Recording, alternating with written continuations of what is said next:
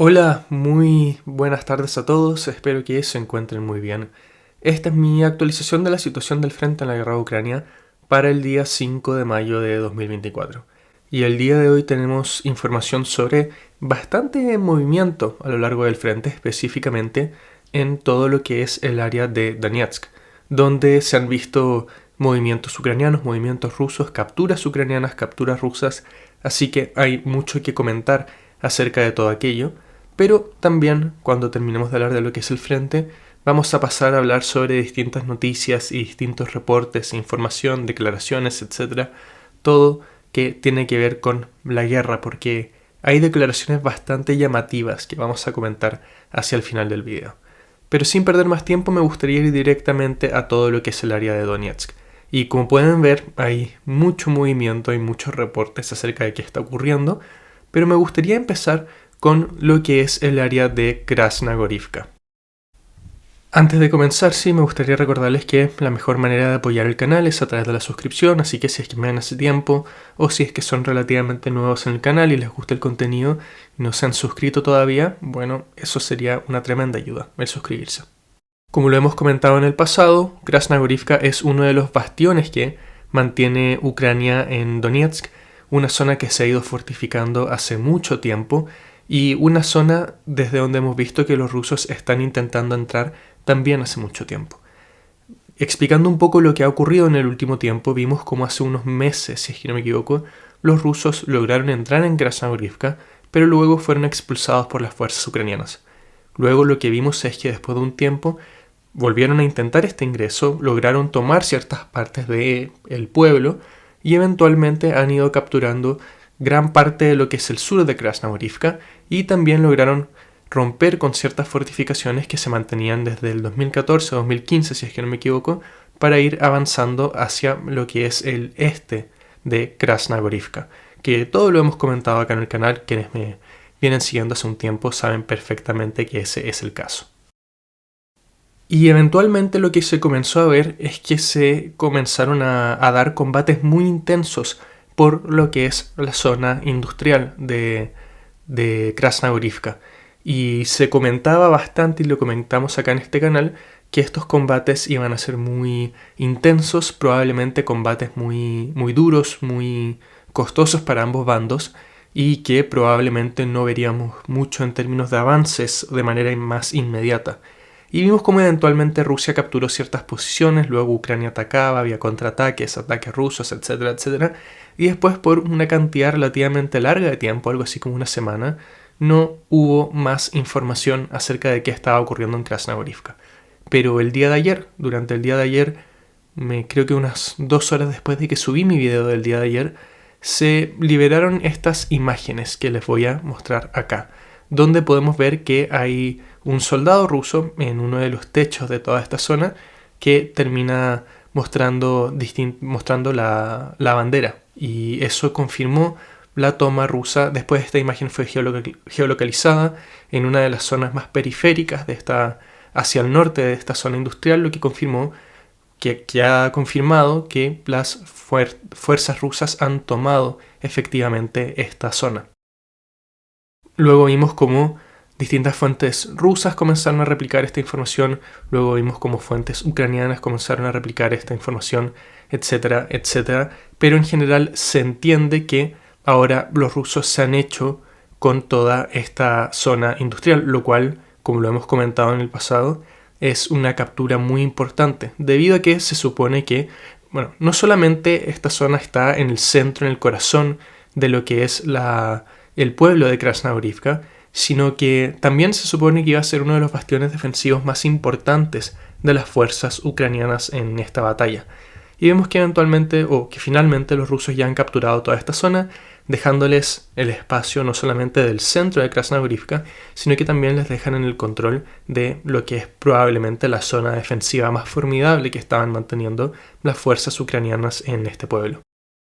Más allá de eso, sé que en muchos lugares se ha comentado que después de la caída de esta zona industrial, la caída del resto de Krasnogorivka va a ser bastante rápida, y francamente creo que ese no es el caso, porque todavía vemos que queda bastante de Krasnogorivka. Creo que una caída en los próximos días sería imposible, o bueno, nunca fue bueno decir imposible en esta guerra, pero sería poco probable. Creo que es una exageración decir que el resto de Krasnogorivka va a caer muy rápido. Pierde un bastión defensivo importante y probablemente esto condena hasta cierto punto ciertas posiciones a lo largo de la ciudad, pero no creo que sea algo tan inmediato porque otras zonas de Krasnogorivka de igual manera están fortificadas o vemos que las tropas ucranianas están muy bien, se han establecido de manera muy buena, así que probablemente vamos a seguir viendo distintos tipos de combates a lo largo de todo este pueblo, pequeña ciudad durante el próximo tiempo.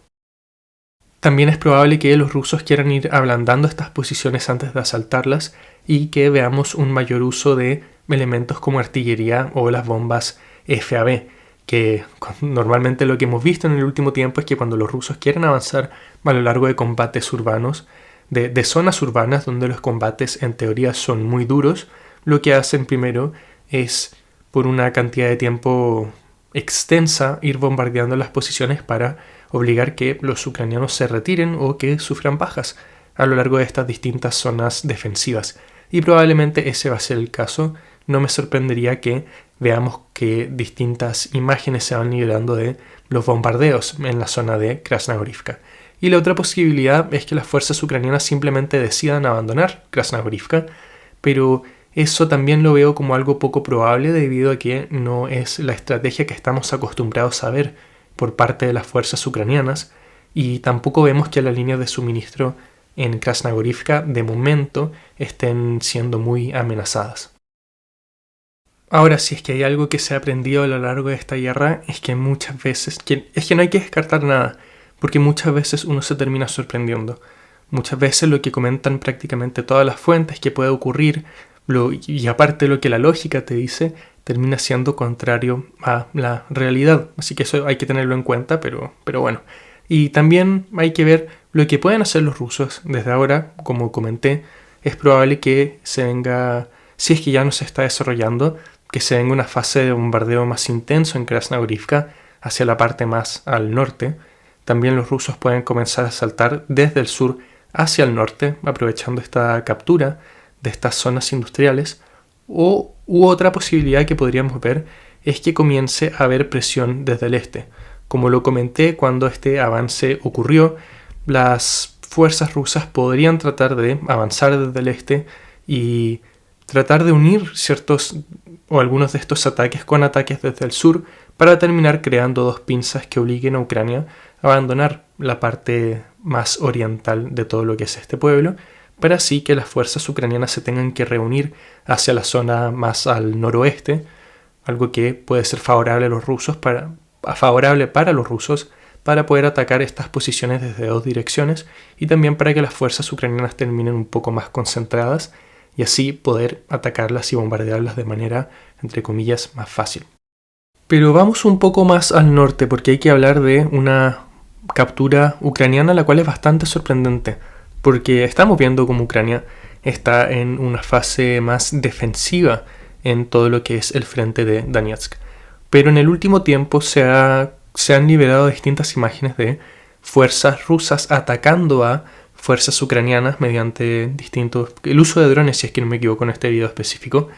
imágenes que confirmaron la presencia ucraniana en el pueblo de Nevelsky, en los exteriores de Nevelsky, su flanco más hacia el este. Y esto es bastante llamativo porque se veía que Nevelsky estaba en lo que es la zona gris, pero ahora con estas imágenes se confirma que existe presencia ucraniana. Y no sabría decirles si es que esto fue efectivamente un avance del último día o si es que fue algo de los últimos días, porque la verdad es que no teníamos información en el último tiempo acerca de Nevelsky, pero lo que estamos viendo, más allá de todo eso, es que efectivamente Ucrania controla este pueblo y que logró recapturarlo después de que se mantuviese durante un largo periodo en la zona gris. ¿Y cuál fue la razón de todo esto? Bueno, la verdad es que es difícil de decirlo, pero quizá una de las posibilidades es que las fuerzas ucranianas buscan asegurar un poco más el flanco norte de Krasnogorivka y, como podemos ver, hacia el norte de Krasnogorivka no hay mucho en términos de pueblos. Hay como un círculo que entre Nevelsky, Netailove, Karlivka, Kurahivka, etc., donde vemos que realmente no hay mucho en términos de asentamientos. Entonces quizá lo que querían hacer los ucranianos era capturar esta zona, tratar de fortificarlo un poco con tal de tratar de prevenir que los rusos puedan empezar a atacar desde esta dirección y así comenzar a atacar Krasnogorivka desde el norte. No sé, es lo que me imagino yo, que quizá fue la táctica ucraniana o la lógica ucraniana,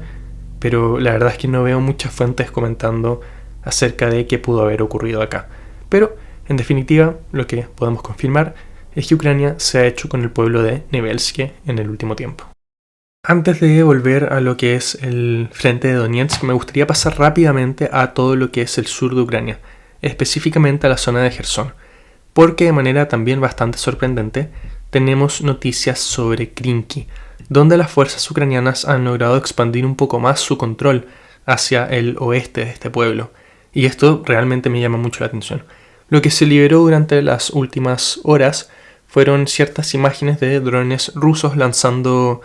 atacando distintas tropas ucranianas a lo largo de esta zona, y también fuentes ucranianas comenzaron a liberar ciertas imágenes de las operaciones de su bando a lo largo de todo lo que es Krinky. ¿Y por qué esto es tan llamativo? Bueno, porque habíamos visto que en la zona de Krinky no había mucho movimiento en el último tiempo, pero durante las últimas semanas hemos visto cómo Ucrania ha buscado reactivar todo este sector, y ahora incluso están avanzando, que era algo que anteriormente era casi imposible, porque la situación ucraniana en Krinky era muy precaria.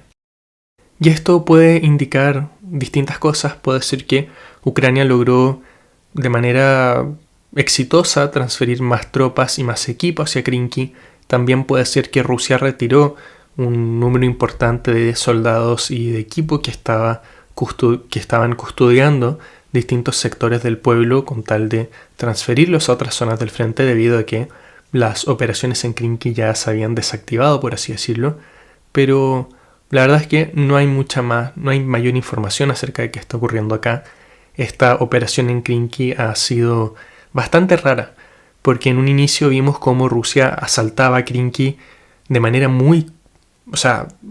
casi, no sé cómo compararlo, pero muy parecido a lo de Vuhledar, donde perdían mucho equipo en estos asaltos, y si bien lograron evitar que Ucrania siguiese avanzando, fue a un costo muy importante. Pero luego vimos que la estrategia rusa cambió, se dejaron los asaltos y simplemente se buscó bombardear, lo más posible a las fuerzas ucranianas en Krinky sin poner en riesgo a muchas tropas, y eventualmente vimos cómo el apoyo a Krinky desde el lado de Jersón apoyado por Ucrania fue cayendo, que los obuses M777 que utilizaba Ucrania para apoyar a las tropas en Krinky comenzaban a ser alcanzados por Lancet,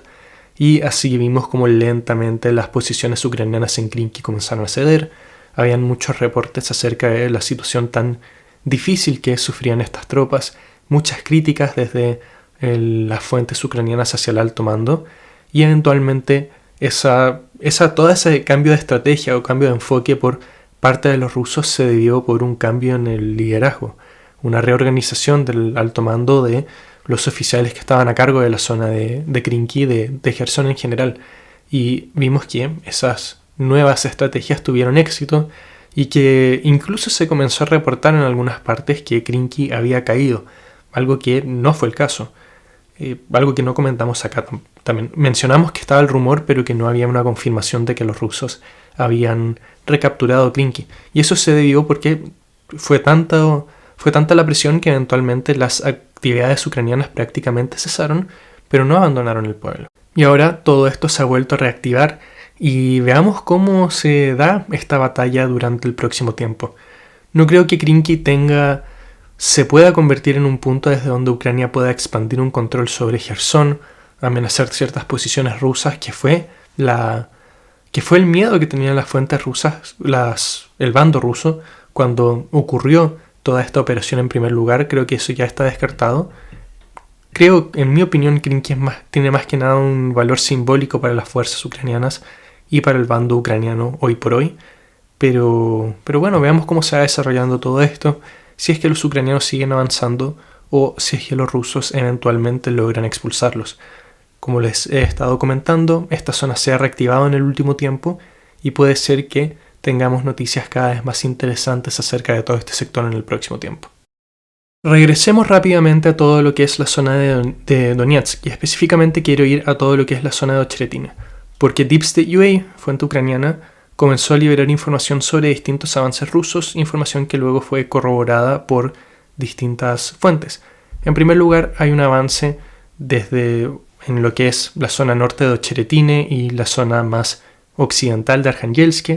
También hay ciertos avances desde la zona de Semyonivka, Orlivka hacia el pueblo de Umansk, y también hay ciertos avances desde Berdichi y Solovyove hacia el pueblo de Novopokrovsk, que me costó un poco pronunciarlo. Y no son avances muy específicos, no se avanza en zonas muy... No es como que veamos un gran objetivo que los rusos quieran alcanzar, simplemente vemos cómo siguen aprovechando estas zonas en altura que mantienen en Ocheretine para seguir avanzando. Pero me quiero centrar un poco en este pueblo de acá, en Novopokrovsk. Específicamente quiero ir a todo este pueblo porque durante las últimas horas he comentado que se han atacado se ha destruido un tanque Abrams o inutilizado un tanque Abrams, y se destruyó un vehículo Bradley que fue a sacarlo del frente, llevarlo a la retaguardia. Y no quiero centrarme tanto en ese morbo que hay como en la destrucción de equipo occidental, porque creo que lo único que logra eso es ir dándole más importancia a el equipo occidental o estas unidades en específico, porque el equipo occidental es importantísimo, es prácticamente lo que está sustentando ahora el ejército ucraniano, el apoyo de Occidente, pero no me gusta tanto eso de ir cada vez que se destruye un Abrams o un Bradley, decir, se destruyó un Abrams, porque creo que eso le da una importancia más allá de la que tiene, o termina sobrevalorando un poco el equipo norteamericano. Lo comenté en su momento, quizás es relevante centrarse en todo eso cuando se destruye la unidad por primera vez, pero ya cuando vemos la sexta o la séptima, ya creo que es mucho. Entonces, ¿por qué me estoy centrando en esto? Porque, como lo comenté en el video de ayer, vimos una retirada de cierto equipo occidental de toda la zona de Ocheretine y el frente en general, pero ahora estamos viendo que estos han vuelto. Y que haya estado un tanque Abrams en Novopokrovsk y vehículos Bradley también para apoyarlo, quizás significa que las fuerzas ucranianas están tratando de preparar un poco más, o tratando de preparar una línea defensiva un poco más contundente en este pueblo. Así que podría ser que tengamos en el próximo tiempo información o combates más fuertes en esta dirección de lo que hemos visto en las últimas semanas, porque quizás es una zona donde los ucranianos finalmente están tratando de trabar un poco las operaciones rusas. Pero esa es una hipótesis mía. Esta zona también se encuentra en una desventaja en términos de altura con lo que es el resto de las posiciones rusas, así que también podría ser complicado. Es una hipótesis mía, he visto que también algunas fuentes han hecho esa sugerencia, pero la verdad es que eso todavía está por verse. Simplemente comento todo esto para que le prestemos un poco más de atención, para que ustedes también le presten un poco más de atención a todo lo que puede ocurrir en Novopokrovsk en el próximo tiempo. Veamos si es que efectivamente ese es el caso, que Ucrania transfirió más recursos hacia esa zona para tratar de establecer un poco más de aguante de lo que estamos acostumbrados a ver, o si es que simplemente fue una unidad en específico que fue desplegada acá y que no tiene mayor relevancia. Veamos. Ahora, para cerrar lo que es el frente, hay que ir a la zona de Novomikhailivka. Y lo que comentamos constantemente acerca de Novomikhailivka es que la importancia de este pueblo y de esta batalla era que los rusos estaban buscando una apertura hacia Ugledar desde el noreste, debido a que los asaltos directos habían sido tan costosos. Y cuando eventualmente los rusos tomaron Novomikhailivka, se planteó la siguiente interrogante, que es cuándo íbamos a ver que los rusos buscaban avanzar hacia Ugledar, tomando Paraskovivka y Konstantinivka. Y esa respuesta finalmente llegó porque en las últimas horas se confirmó que las fuerzas rusas han entrado en Paraskovivka. Y como lo hemos estado comentando, esta batalla es importante porque los rusos necesitan tomar primero Paraskovivka y luego Konstantinivka para ir avanzando a lo largo de toda la ruta que llega eventualmente a Ugledar. Así que habrá que ver cómo evoluciona todo esto en el próximo tiempo. Los rusos tomaron el bastión defensivo que tenía Ucrania en esta área, pero todavía quedan varios pueblos por tomar, no van a ser batallas fáciles, y así es como van a intentar abrirse hacia Ugledar, abrir el camino, mientras que las fuerzas ucranianas van a hacer todo lo posible para defender esta fortaleza, los flancos de esta fortaleza de lo que son los asaltos rusos, porque Ugledar ha sido la gran traba de los avances rusos en la zona sur de Donetsk. Así que se debiesen venir semanas muy interesantes acerca de todo esto.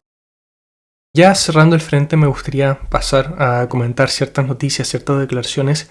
En primer lugar, fuentes rusas y ucranianas afirman que durante el último tiempo se atacó la capital ucraniana de Kiev con un misil Zircon, y esto he visto que se ha replicado en muchos lugares, pero francamente, más allá de algunas declaraciones o de rumores que salen de distintas fuentes, no he encontrado nada de información que pueda corroborar esto. Así que, francamente, no tengo idea. De hecho, hasta lo dudaría. Pero más allá de eso, otra noticia importante o declaraciones relevantes que han surgido en el último tiempo es que distintas autoridades o desde Estados Unidos se ha estado apuntando que se busca que el foco de los paquetes de apoyo que se están trabajando ahora mismo es que Ucrania pueda lanzar una ofensiva en 2025. Y ya vamos a empezar con la misma narrativa que hemos visto en el pasado. Así que por unos minutos quiero dar mi opinión acerca de todo esto. Creo que los paquetes de apoyo de Estados Unidos y de Occidente en general en el próximo tiempo deben centrarse en lo que es la situación momentánea ahora mismo de Ucrania, porque vemos una falta de equipo, falta de armamento, falta de municiones, falta de defensa antiaérea, falta de artillería, y eso todo se debe robustecer para ir haciendo que Ucrania pueda aguantar la línea del frente. Si es que esto se cumple, eventualmente podríamos ver que Ucrania va desgastando a las fuerzas rusas que están obviamente realizando operaciones ofensivas. Pero para esto se necesita una cantidad muy grande de artillería, una cantidad muy grande de apoyo para efectivamente ir desgastando a las fuerzas rusas, porque, por lo que comentan mismas fuentes ucranianas, la desventaja en artillería puede ser de 1 a 10 ahora mismo. Entonces, si es que, claro, tu enemigo tiene que asaltar tus posiciones defensivas, lo cual obviamente puede ser más costoso, pero si es que solamente puedes disparar una cantidad limitada de obuses, eso obviamente va limitando la cantidad de bajas que puedes causarle a tu rival. Ucrania ha ido tratando de suplementar todo esto con el uso de drones, pero se necesita artillería, se necesita equipos, se necesitan vehículos, etcétera, etcétera. Si es que esto tiene éxito, si es que Occidente logra materializar todos los paquetes de apoyo que ha prometido, si es que logra enviar incluso más, si es que Ucrania logra avanzar en su proyecto de movilización o que logren movilizar una cantidad de tropas relevantes que puedan estabilizar el frente, que puedan efectivamente establecer una defensa durante todo 2024 que efectivamente desgasta el ejército ruso, entonces ahí creo que recién se podría comenzar a hablar sobre una ofensiva en 2025, y esta ofensiva obviamente tiene que ser muy, muy, muy apoyada, va a necesitar mucho más de lo que ya se ha prometido, porque como hemos visto en el último tiempo, como vimos el 2023, ya se va a cumplir un año de la ofensiva ucraniana, se necesita mucho, mucho, mucho para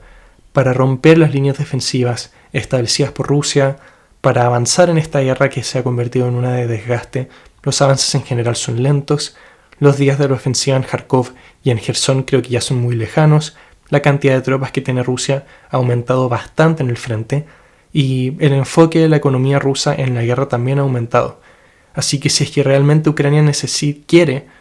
lanzar una ofensiva, y si es que ese es el plan de Estados Unidos y del resto de Occidente, entonces los paquetes de apoyo tienen que crecer de manera exponencial. Se necesita enviar mucha más artillería, Occidente tiene que producir mucho más de lo que ya está produciendo, se necesita enviar mucha más defensa antiaérea, se necesita enviar incluso muchos más aviones de lo que se han prometido, y por su parte Ucrania tiene que avanzar en esta movilización, porque si es que quiere lanzar una ofensiva necesita muchas más tropas, no solamente necesita la cantidad de tropas que necesita ahora mismo para poder defender, sino que también necesita muchas más tropas para poder lanzar operaciones ofensivas. Pero bueno, creo que estas declaraciones, estas promesas, sin mucho sustento, porque todas estas promesas de ofensiva en 2025, por lo que acabo de comentar, necesitan mucho más de lo que ya se ha enviado, prometer todo esto sin un plan directo de ir suplementando más y más al ejército ucraniano, bueno, creo que son un poco vacías y que no aportan mucho, porque se ponen expectativas que eventualmente, cuando no se cumplen, terminan bajando la moral de tanto de Ucrania como las ganas que tienen distintos países occidentales de seguir apoyando monetariamente y militariamente a Ucrania, como lo vimos a lo largo de 2023. Pero esa simplemente es mi opinión, no tienen por qué compartirla. Y ese ha sido mi video del día de hoy, muchas gracias por ver, espero que tengan una muy bonita tarde y que nos podamos ver el día de mañana. Adiós.